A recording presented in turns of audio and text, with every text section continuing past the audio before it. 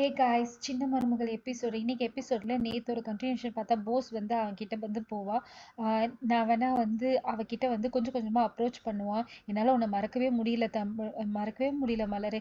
வீட்டில் கட்டாயப்படுத்துனதால தான் நான் வந்து அவளை கட்டிக்க ஒத்துக்கிட்டேனே தவிர எனக்கு அவன் மேலெல்லாம் விருப்பமே இல்லை. உன் கால் தூசிக்கு அவ வருவாளா சொல்லு. என்ன இருந்தாலும் நீ தான் மலரு, நீ தான் என் இதில் இருக்க ராணி எப்பயுமே. எனக்கு எப்பயுமே உன் மேலே தான் வந்து பாசம் அதிகம். நீ தான் எதுவுமே வேணாம்னு சொல்லிட்டு விட்டு வந்துட்டேன். இப்பயும் ஒன்றும் பிரச்சனை இல்லை. எங்கள் அம்மாவும் நான் கல்யாணம் வேணாம்னு சொன்னால் ஒத்துக்க மாட்டாங்க.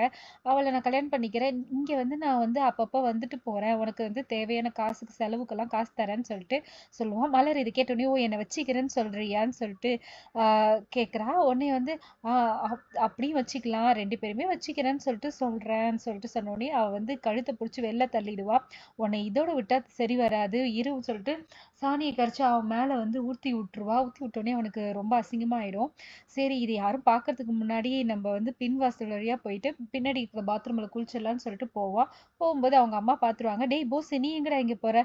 இல்லைம்மா குளிக்கலான்னு வந்தேன். ஏன் இந்த பாத்ரூமில் குளிக்கிறேன் சும்மா தான்மா சொல்லிட்டு போயிடுவான். குளிச்சுனே இருப்பான். குளிச்சுனே இருக்கும்போது ஒரே பேட் ஸ்மெல் வரும். ஒரே சாணியாக போகும்போது இவங்க ரெண்டு பேருக்கு டவுட் வந்துடும். என்ன குளிக்கும்போது சோப்பு நோரை தானே போவோம், என்ன ஒரே இவ்வளோ அழுக்காக போகுது, அதுவும் இல்லாமல் ஒரே கேவலமான ஸ்மெல் வருது. நீ சித்ரா சொல்லுவா, அம்மா யாரோ சாணியை கரைச்சி ஊற்றுன மாதிரி ஸ்மெல் வருதுன்னு சொல்லிட்டு அவனை பிடிச்சி கேட்கும்போது அவன் சொல்ல மாட்டான், ஓடிடுவான். அப்புறமேட்டு அவங்க அம்மா விடாமல் வந்துட்டு மரியாதையே உண்மையை சொல்லுன்னு சொன்னோடனே அவன் வந்து சொல்லுவான், இல்லைம்மா மலர் வந்து உனக்கு கல்யாணம் தேவையா சொல்லிட்டு என்னை அடிச்சு என் மேலே சாணியை வந்து ஊற்றிட்டானோடனே அவங்க அம்மா நம்ப மாட்டாங்க. அவள் சாணியை ஊற்றுனது உண்மைதான், ஆனால் வேற எதுக்கும் ஊற்றிருக்கா, உண்மையை சொல்லுனோடனே அவன் நடந்தது எல்லாத்தையும் சொன்னோடனே ஈஸ்வரிக்கு சமத்தியா கோவம் வந்து பயங்கரமாக அடிச்சிருவாங்க. நீ திருந்தவே மாட்டேன், கல்யாணம் நடக்கிற வரைக்கும் மூடிட்டு கம்முன்னு இரு, இல்லைனாக்கா அவ்வளோதான் சொல்லிட்டு பயங்கரமாக திட்டி விட்டுருவாங்க. இங்க வந்து தனா கிட்ட வந்து மலர் வந்து நடந்தது எல்லாத்தையும் சொல்லும்போது, இது எப்பக்கா நடந்துச்சு, நீ இப்படி போனல அதுக்கப்புறம் தான் இதெல்லாம் நடந்துச்சு சொல்லிட்டு சொல்லின்னு இருப்பா.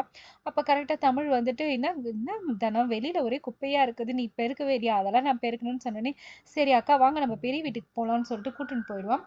கூட்டின்னு போயிட்டு இங்க வந்து இவ படிப்புக்கு வந்து கேட்கும்போது எல்லாரும் யோசிப்பாங்க. ஈஸ்வரி வந்து என்ன இதே வேலையா வச்சுன்னு இருக்கீங்களா, இந்த வீட்டு மருமகளாம் படிக்கக்கூடாது சொன்னோடனே தமிழ் சொல்லுவா, இவங்க இந்த வீட்டு மருமகளாம் இல்லை, இந்த வீட்டு பொண்ணு அவ்வளோதான் சொல்லிட்டு கேட்கும்போது அதுக்கப்புறமாட்டா சரின்னு சொல்லிட்டு படிக்க வைக்கிறதுக்கு எல்லாருமே அவளுக்கு வந்து சப்போர்ட் பண்ணுவாங்க. சப்போர்ட் பண்ண உடனே ராஜாங்கமும் சரிம்மா சொல்லிட்டு ஒத்துப்பாங்க. இதோட இன்னைக்கு எபிசோட் முடியுது. மறுபடியும் நாளைக்கு எபிசோட்ல பார்க்கலாம். மறக்காம இந்த வீடியோவை லைக் பண்ணுங்க, ஃபாலோ பண்ணுங்க. தேங்க்யூ.